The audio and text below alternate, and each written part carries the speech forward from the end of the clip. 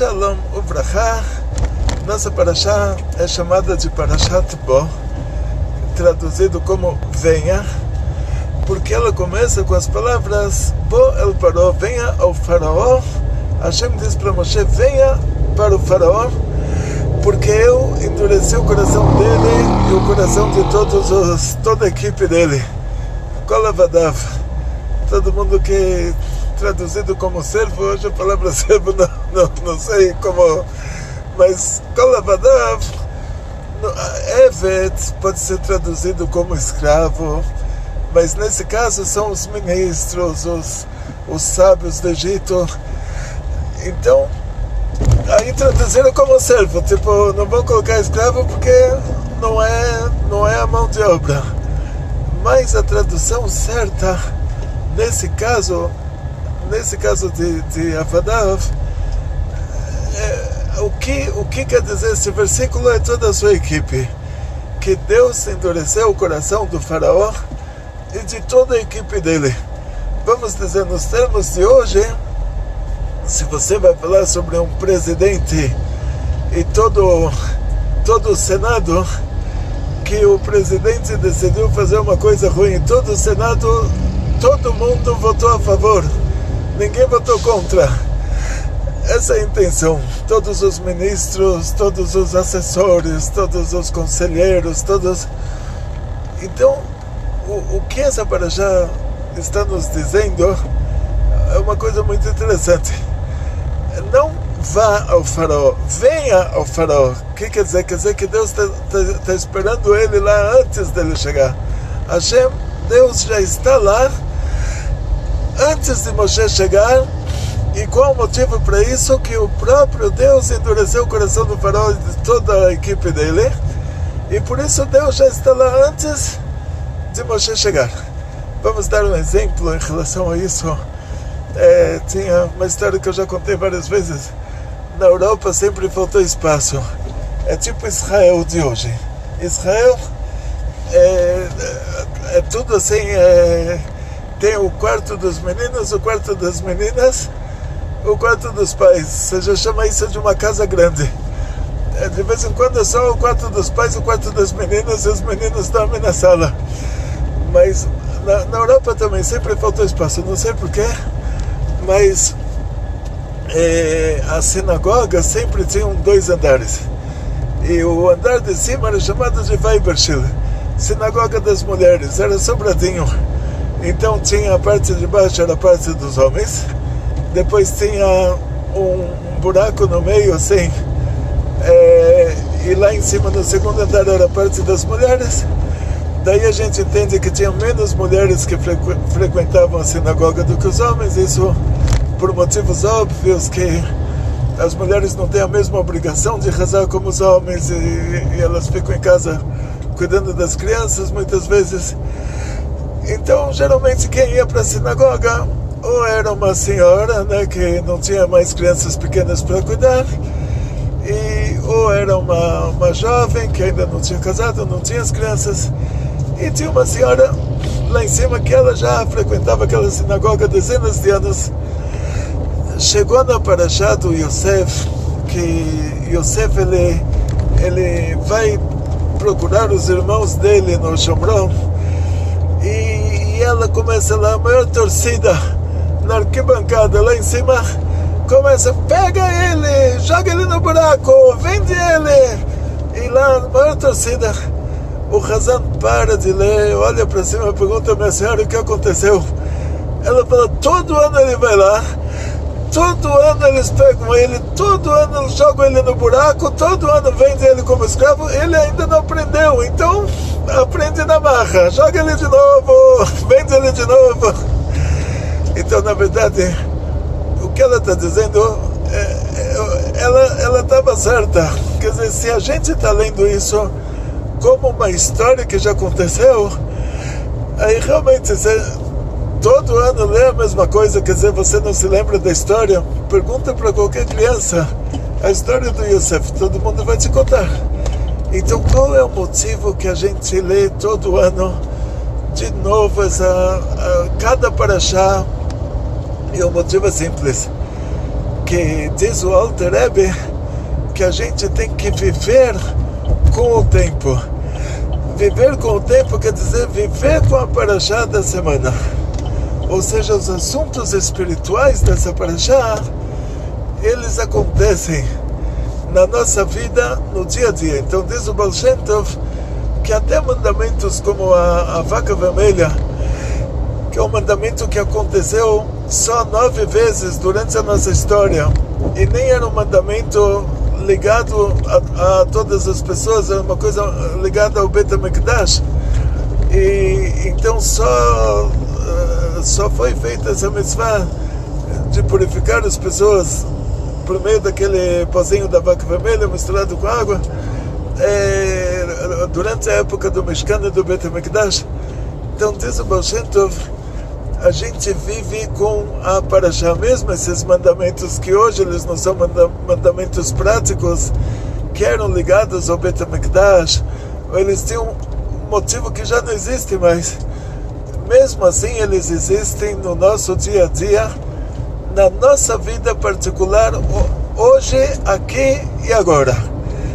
E nesse caso, o fato de Hashem ter falado para Moshe, venha para o faraó e não vá ao faraó, e o motivo que Hashem deu por dizer para ele, venha ao faraó, o próprio Deus fala para ele, por causa que fui eu que endureci o coração dele e o coração de toda a equipe dele. Vamos agora, dá para entender o que é. Já fala todos os servos, hoje vai para um zoológico, fala que você quer um servo, vão te mostrar um alce. Então hoje já não sei. Eu me lembro quando eu era pequeno, a pessoa que limpava a escola era chamada de servente. Aí a professora falava, vai, chama a servente. Hoje já é colaboradora, quer dizer, o português já mudou de 60 anos para cá, já mudou. Então, quanto mais falar servo, não, então vamos fazer a equipe. Agora, em direção ao Centro da Cultura Judaica, a gente atravessa um túnel quilométrico para chegar ao Butantã. Então não se preocupem com a iluminação, estamos dando essa aula embaixo da terra, que chuta aí, embaixo da terra mesmo. E diz o Zohar que cada coisa pode ser trocada por outra, né? Então o fato da gente dar essa aula agora, estudar Torá embaixo da terra, já livra a gente de outros problemas que poderiam acontecer embaixo da terra, né? E a gente já não precisa mais ir embaixo da terra, depois dos 120 a gente já vai em cima da terra.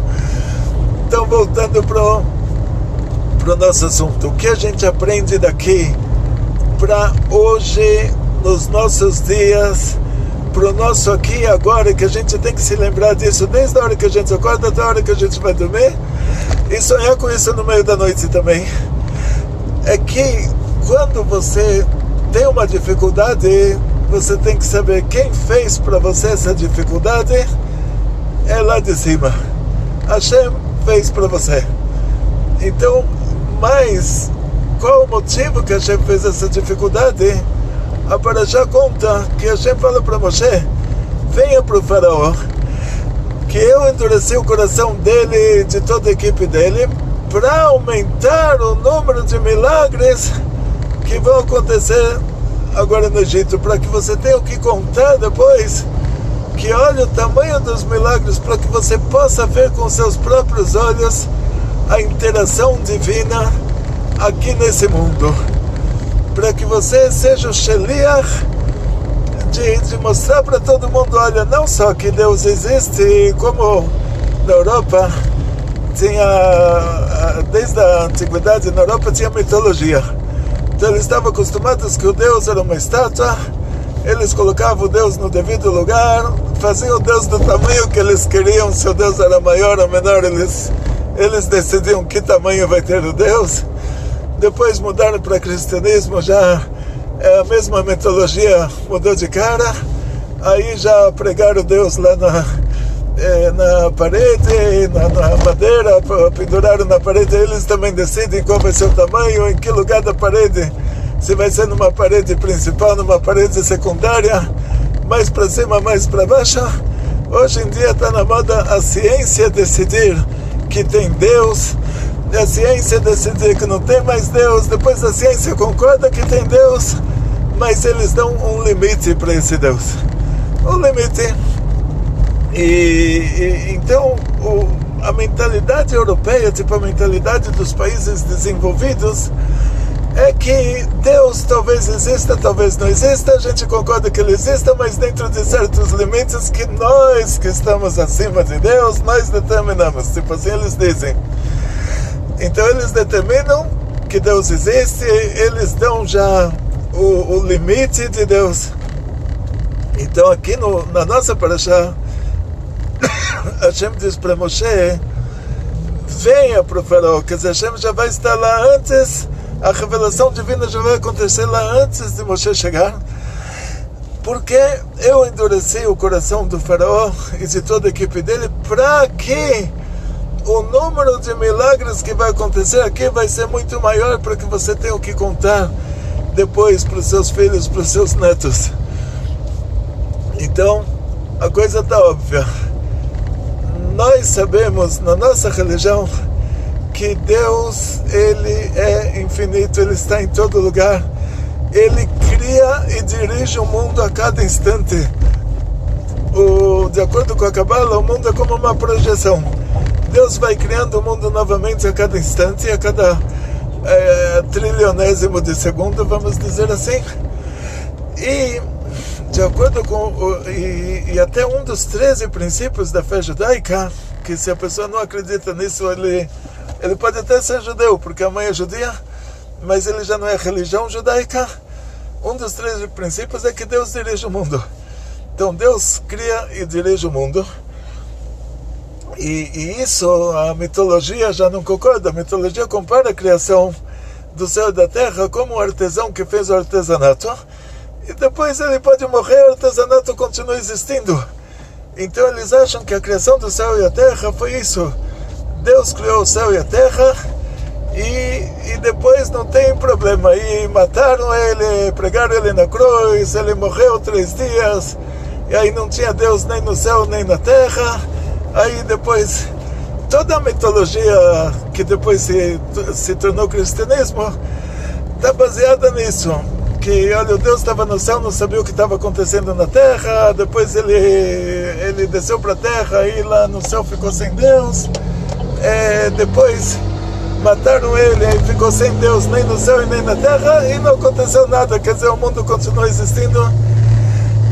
Então a mitologia, que ela é a mentalidade europeia, que depois ela virou cristianismo. E um detalhe aqui, que o cristianismo tem um Antigo Testamento. Para que eles precisam de um Antigo Testamento, se eles são, se tudo que eles falam, tipo, está escrito nos 10 mandamentos, que não pode trabalhar no Shabat, aí eles mudaram para domingo. Está escrito na Torá que tem que comer kasher, eles falaram que não precisa comer kasher. Está escrito na Torá que é proibido fazer idolatria, eles têm um santo para cada dia, e mesmo esses que não têm um santo para cada dia, eles têm uma trindade. Então para que eles precisam de um Antigo Testamento? Para que eles precisam da nossa Torá, se a religião deles é um derivado direto da mitologia? Você pega o princípio da fé cristã, que o Deus foi com a Maria tinha que ser uma mulher virgem, uma mulher casada, e tinha que fazer um filho não com o marido, mas com Deus. E enquanto que nos 10 mandamentos está escrito que é proibido fazer adultério, e está escrito na Torá, tudo que Deus deu pra gente, ele é o primeiro a dar o exemplo. Então, se Deus falou para não roubar, sumiu alguma coisa na sua casa, não vai falar, olha, Deus roubou. Deus teve um impulso e ele roubou. Porque se Deus falou para não roubar, ele é o primeiro a dar o exemplo. É até engraçado falar isso, mas de vez em quando eu tenho que explicar para uma criança pequena, aí vocês já têm o que explicar para a criança pequena, né? De vez em quando a criança pequena, ela tem 80 anos de idade, mas ela é pequena em entendimento. Mas na hora que tudo que Deus falou para a gente fazer, Ele é o primeiro a dar exemplo. Então, se Deus falou para a gente fazer adultério, se Deus falou para a gente que é proibido fazer adultério, Deus é o primeiro a dar exemplo. De onde a gente aprende isso? Está escrito Parashat Kedoshim, Kedoshim Tihu Ki Kadosh Ani. Traduzido assim, você tem que ser santo porque Deus é santo. É mesmo que essa tradução muitas vezes é usada pelo lado contrário. Eles chamam a coisa contrária, eles chamam de santidade. Mas tradução do dicionário. Então você tem que ser santo porque Deus é santo. Então se Deus faz filho com mulher casada, você tem que ser como Deus. Então vai você também fazer filho com mulher casada. Então da onde eles tiraram esse absurdo que a mulher tinha que ser virgem e casada e fazer um filho com Deus? Aí você vai para a mitologia. Quer dizer, o princípio do cristianismo, o primeiro princípio é a mitologia. Os gregos antigos, quando eles conquistaram Israel, está escrito lá, gregos sírios, o rei deles era chamado de Antíochos. O governador da Grécia, para mostrar que ele é o Todo-Poderoso, ele fez um decreto que toda virgem que se casar vai dormir com o governador a primeira noite. Ela tinha que ser virgem, quer dizer, ela se guardou até aquele dia do casamento. Ela tinha que se casar, não podia ser alguns minutos antes do casamento, mas no lugar de dormir com o marido, vai dormir com o governador. Se ele conseguia fazer uma coisa dessas, ele era o Todo-Poderoso. Então esse conceito de o Todo-Poderoso, na hora que ele consegue que a mulher é virgem, é casada, no lugar de dormir com o marido a primeira noite, vai dormir com ele, e ainda engravida dele, e o marido fica feliz. Esse é um conceito totalmente idólatra, totalmente da mitologia grega antiga. Os romanos, italianos antigos, nada contra a Itália, mas os italianos antigos pegaram essa religião dos gregos, que eles não tiveram a iniciativa própria, eles pegaram essa mitologia dos gregos com todos os conceitos dela, e depois, quando eles pegaram alguns conceitos judaicos, eles tinham um problema com a mitologia.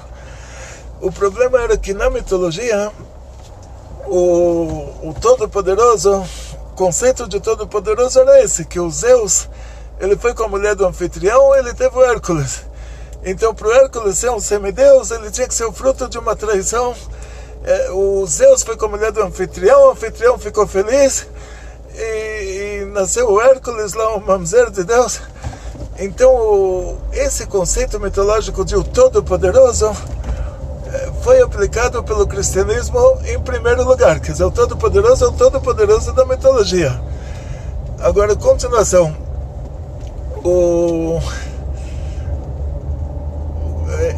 Quando a gente fala agora sobre o conceito judaico que eles pegaram, eles verificaram lá o que é mais importante no judaísmo.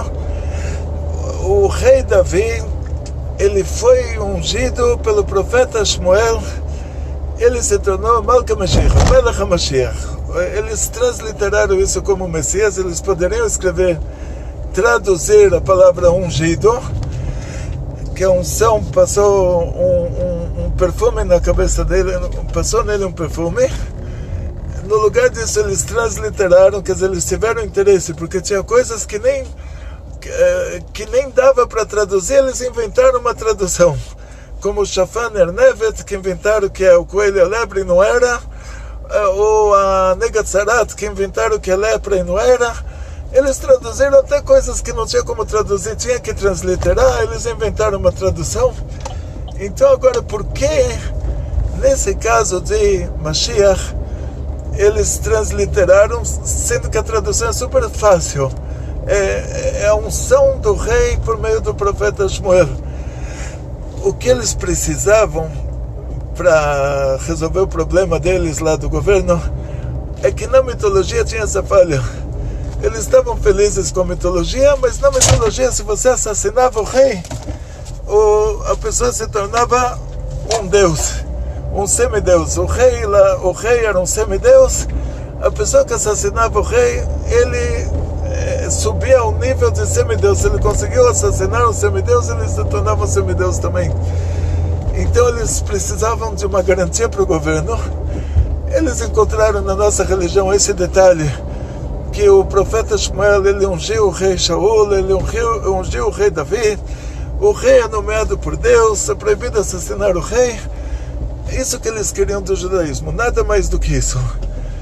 Então as outras coisas tudo eles mudaram o sábado para domingo, o que é proibido fazer idolatria, eles falaram que acreditar que Deus é 3, ou Deus é 10, e mãe de Deus, filho de Deus, prima de Deus, tia de Deus, que nada disso é idolatria. Então o que é idolatria? O que é idolatria? Então se isso não é idolatria, o que é idolatria? E que fazer estátua de Deus não tem problema nenhum, que rezar para estátua não tem problema nenhum, quer dizer, você vê que o interesse deles não era nada de religião judaica, era somente pegar esse detalhe que é proibido assassinar o rei. Para isso eles precisavam da nossa religião. Eles inventaram uma religião que é a continuação da mitologia. Agora nós sabemos que Deus entregou a Torá no Monte Sinai para todo o povo de Israel, absolutamente todo o povo, não faltava ninguém lá. Aconteceu um milagre que uma pessoa que não ouvia começou a ouvir. Ficou claro para todo mundo que é proibido assassinar, é proibido fazer idolatria, tem que honrar pai e mãe, tudo ficou claro para todo mundo. Aí eles vêm com essa ideia de que, olha, Deus agora ele se revelou para um petit comitê de 10 pessoas e facada pelas costas. Ele falou: gente, tudo que eu falei lá na frente de todo mundo está tudo anulado, agora aqui com vocês vamos fazer um novo testamento. Aí veio Maomé e falou: dá para fazer assim? Muito bom. Então tudo que o Deus lá deu facada pelas costas e foi desonesto lá e fez um novo testamento com petit comitê, no caso de no lugar de reunir todo mundo de novo, então ele se revelou agora para mim, ele deu uma facada nas costas deles. Agora tem um Corão, tem mais um Novo Testamento. Então esse conceito de falar que Deus é desonesto começa na mitologia. Quer dizer, Deus vai com a mulher do anfitrião, lá o Zeus vai com a mulher do anfitrião e tem o Hércules. O anfitrião tem que ficar feliz, quer dizer, o Deus faz o maior adultério, engravida a mulher do adultério e por meio de adultério, e o marido ainda fica feliz, ainda agradece. Dentro desse mesmo conceito, eles continuam, então, já que Deus é desonesto mesmo, então depois que Deus deu a Torá no Monte Sinai para o povo inteiro, então se ele quisesse mudar alguma coisa, ele teria que reunir o povo inteiro lá de novo, reunir as 10 tribos perdidas e todos os judeus que se perderam aí no Brasil por causa dos cristãos novos portugueses, reunir todo mundo e falar: gente, agora está todo mundo aqui, não falta um. Se tiver um surdo de novo, tem que ter um milagre que ele comece a ouvir e falar: olha, agora no lugar disso vai ser aquilo. E isso não é uma coisa que acontece. Ou seja, aí eles inventaram essa história, eles falaram: não, mas Deus, se Deus já pode ir com mulher casada e fazer filho, ele pode ser desonesto em outras coisas também. Então ele pode também, Deus me livre, a Torá que ele deu para um povo inteiro, depois para um petit comitê mudar tudo, e depois para uma pessoa só mudar tudo também. Então esse detalhe, voltando aqui para o nosso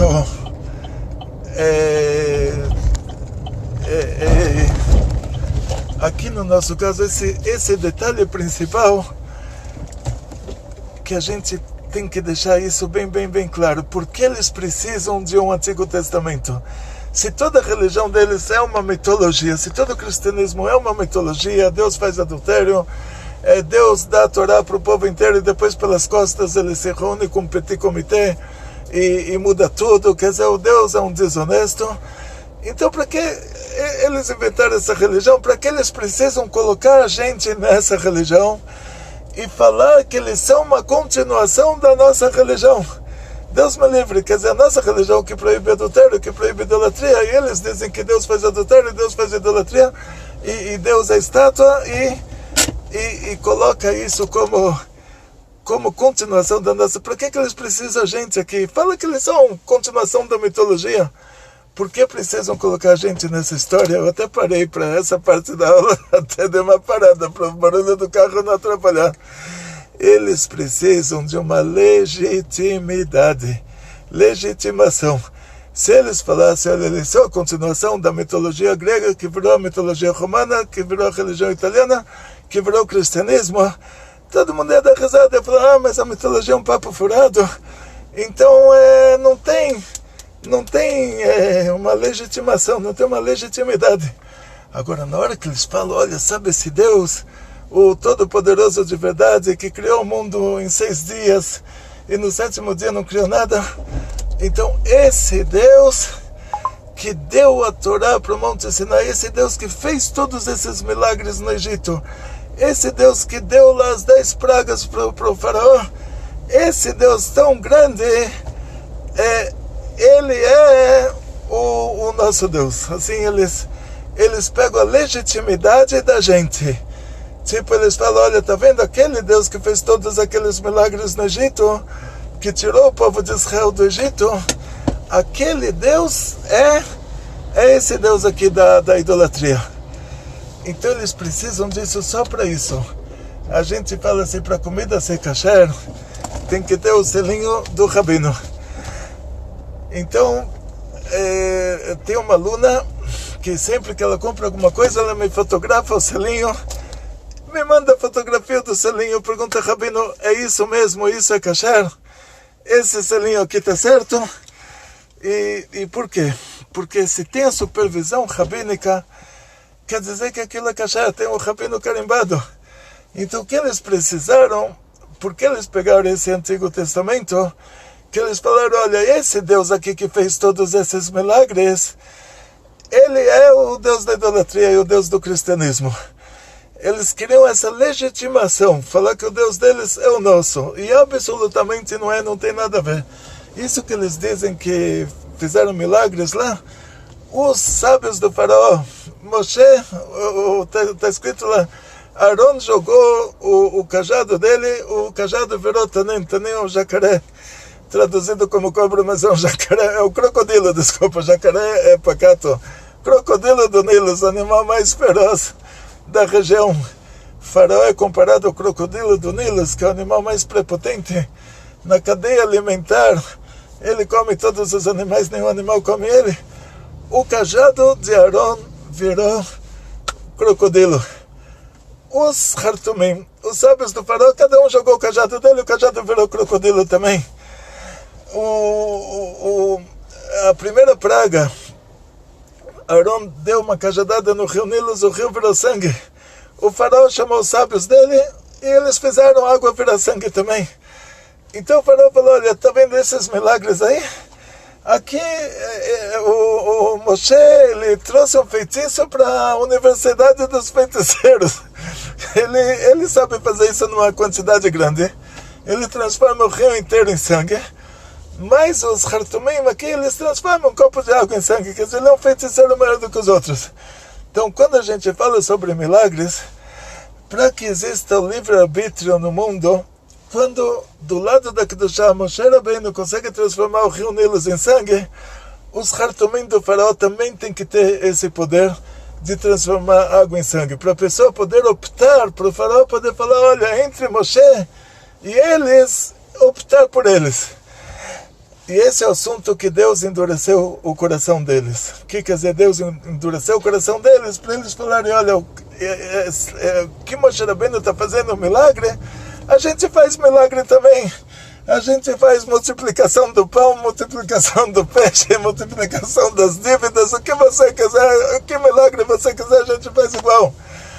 Aí na hora que Deus dá esse livre-arbítrio, endurece o coração deles, quer dizer, eles podem optar, e e optar por fazer o mal, aí Deus já fala para Moshe, olha, isso é grande para você.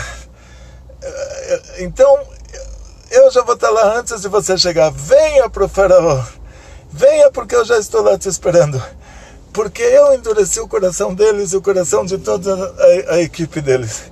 E esse é o assunto. Quer dizer, a gente vive nesse mundo, a gente vê situações que elas aparentemente são maiores do que a nossa capacidade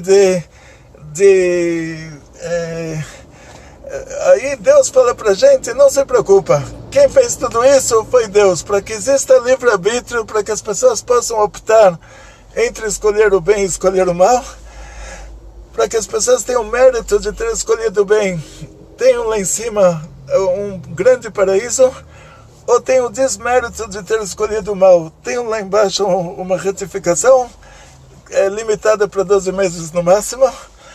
E outra coisa que o cristianismo copiou da mitologia, na mitologia tem o Deus do bem e o Deus do mal, então tem céu eterno, inferno eterno, isso na nossa religião não tem nada disso. Deus é a essência do bem, todo mal tem limite, e até o que é chamado de Gehenom, foi traduzido como inferno, é uma retificação com limite de 12 meses. E quando o Mashiach chegar não vai mais existir nada de ruim. Como dizem os profetas, que quando o Mashiach chegar não vai mais ter guerras, um povo não vai se levantar contra o outro, vão transformar as espadas em arados. Em outras palavras, o que a gente aprende da nossa Parashá?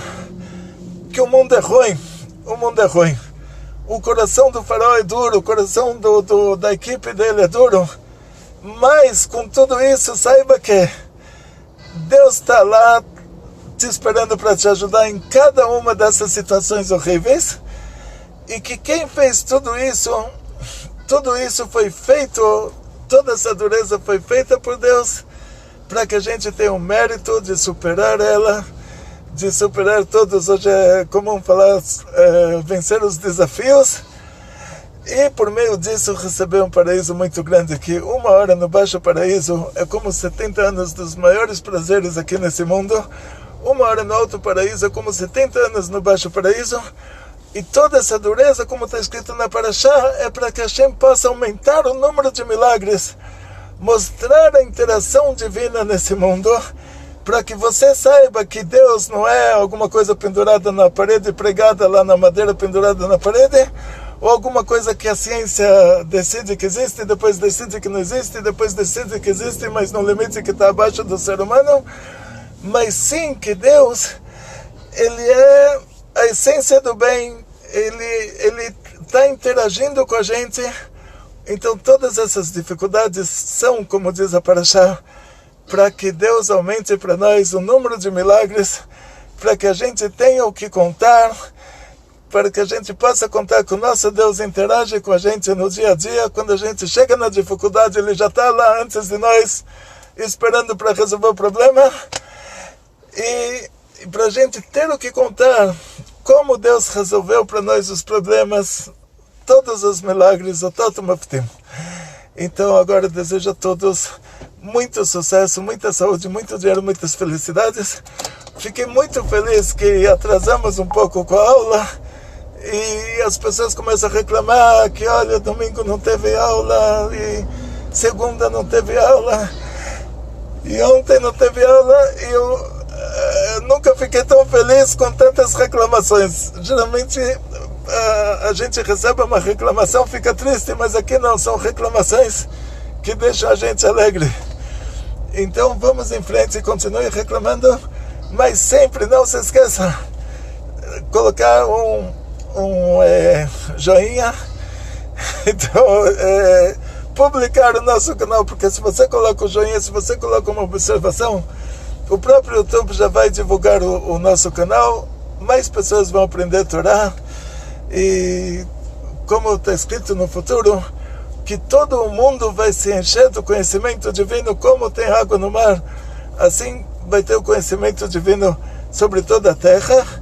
Ou seja, da mesma maneira que a água no mar tem um lugar que é mais raso, um lugar que é mais fundo, então nós vamos estar com mais conhecimento, outros povos vão estar mais rasinho, mas todo mundo vai estar falando uma língua só, tendo um Deus só, falando Lashon HaKodesh, falando a língua santa e estudando Torá.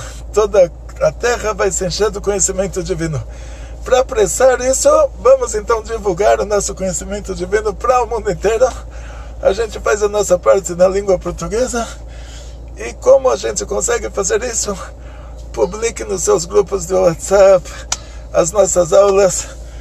Faz um joinha, se inscreve no nosso canal, coloca uma observação no vídeo e aí o YouTube sozinho já divulga esse vídeo para mais pessoas.